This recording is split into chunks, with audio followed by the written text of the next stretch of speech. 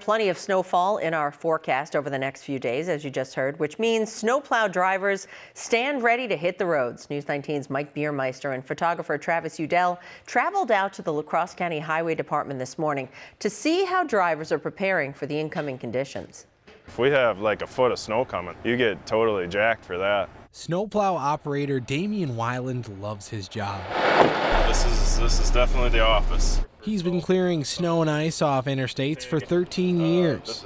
So the veteran always has a front row seat to the action. Traffic, they have to realize they can't always go 70 miles an hour just because it's the interstate. It gets totally covered in snow and you can't see any lines, just the same as any other road. Now, before each driver hits the highways and takes on those brutal Wisconsin winter storms, they come here and perform any last-minute maintenance checks to ensure safety out on the road. You have to have the crew set up. You have to have your second shift set up and when they're going to come in and where they're going. Leif Nelson helps coordinate where Weiland and the other 26 drivers plow in La Crosse County.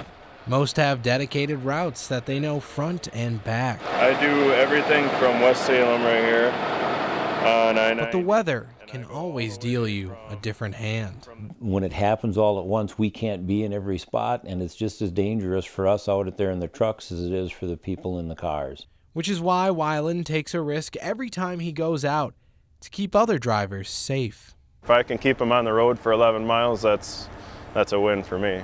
In West Salem, Mike Biermeister, News 19. Snowplow drivers hit the roads as soon as the snow starts to fall.